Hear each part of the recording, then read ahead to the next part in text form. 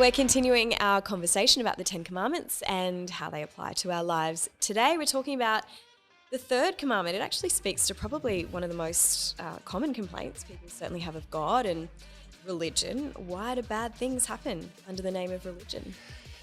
You are absolutely right. This would be one of the reasons why so many people are not interested in going to a church today, because they had a bad experience with someone who called themselves a follower of Jesus. Right. They had a bad experience at an organization or an institution under the name of God, and it just put a bad taste in their mouth.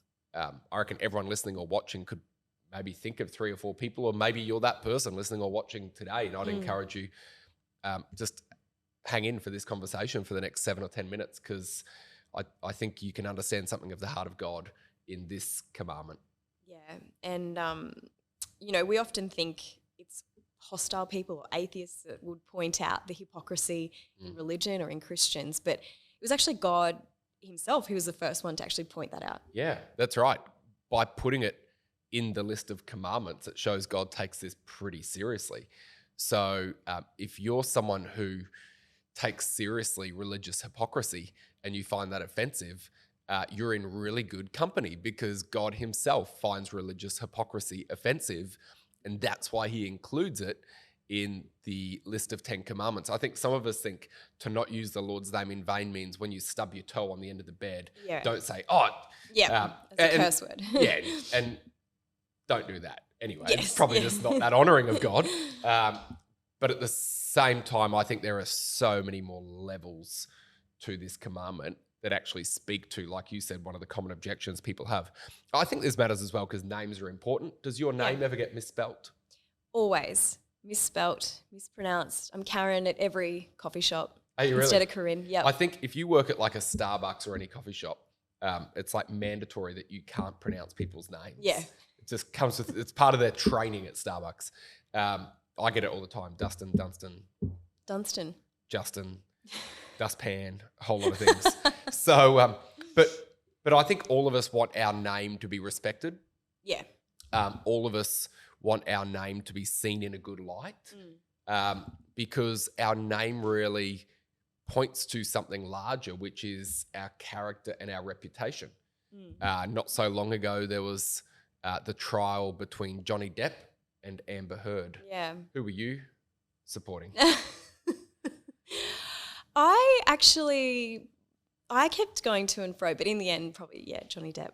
Okay, there you go. A whole lot of people just tuned out at that point. I plead the fifth. I'm not going to not going to share my declare my hand. That trial, really, why was Depp so interested in it? He was trying to clear his name.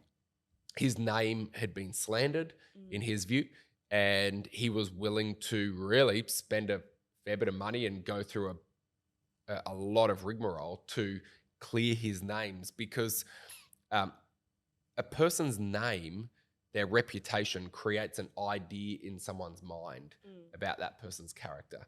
So if I say a name of someone, you're either going to conjure up in your mind, like in a microsecond, positive impressions about that person or negative impressions about that person. And that's going to base your future behavior about whether you're inclined to want to reach out to that person and have a conversation, or whether you're going to cross the street and avoid that person, block their calls, ghost them.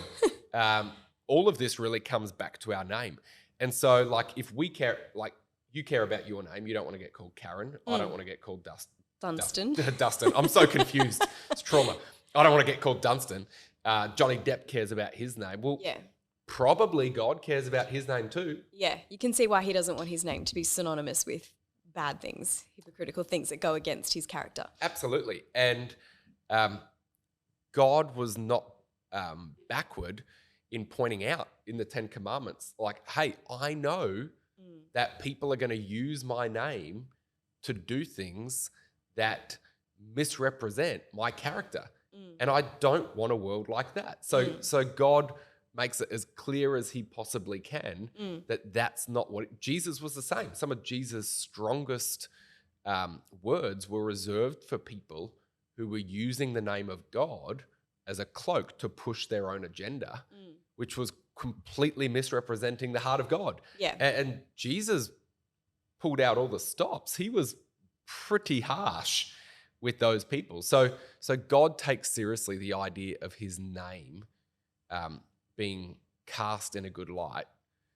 Again, not because he's insecure, but because he wants us to have the right ideas about who he is and what he's like. I mean, and that makes sense that, of course, he would not want evil done in his name, hurting people that he so desperately loves. It should probably be pointed out, though, that there are a lot of amazing Christians in history that have done great things, but obviously it just doesn't make as good of a headline. Yeah, absolutely. We probably don't even need to talk through some of the evil things done in the name of God throughout history because it is well publicized. Yeah.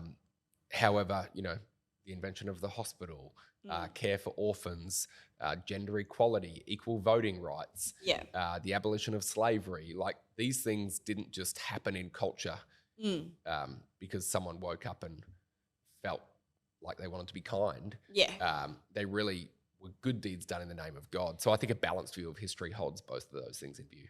So what would you say to those people who have been hurt by someone under the name of God, using the Lord's name in vain? What I would say to that person is this. Rather than sitting with the question, what do we do with the bad things that have happened in the name of God? I would encourage us to sit with this question. What do we do with Jesus? Right. If it's possible that someone could use your name to misrepresent your character, someone could use your name to misrepresent your character, what if it's possible that people have misrepresented God's character?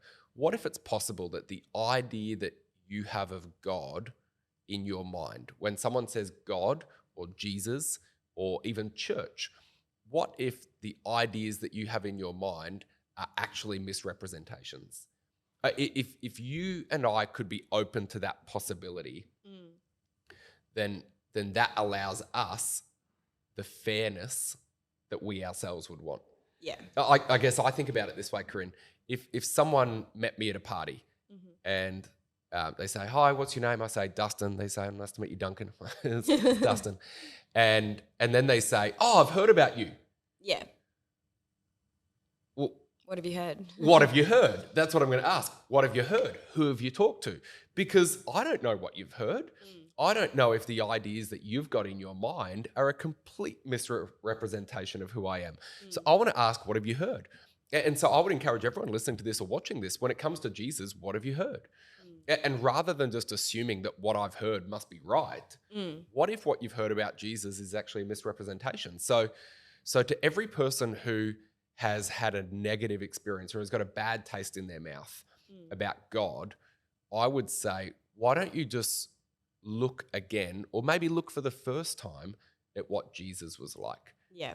Because the claim of the Bible about Jesus is that he didn't just tell us some names of God, but Jesus actually perfectly represented the nature of God. And when I look at the life of Jesus, I see someone who forgave his enemies. I see Jesus as someone who treated all people, regardless of age, race, gender, with dignity and value. Yeah. I see someone who could love and serve people, even those that he disagreed with. And so I would challenge every person to really look at the person of Jesus. And if you find him objectionable, okay. But I don't think many people could look at Jesus, put the baggage aside, put the preconceived ideas aside. If you look at the person of Jesus, I think you'll find him incredibly winsome and actually the kind of God that all of us could worship. Yeah. So while people are fallen and imperfect, you can put your trust in Jesus. Yes, absolutely. Well, thank you for unpacking that again for us today, Dustin. Again, if you've missed any of these messages, you can find them available on our YouTube and podcast.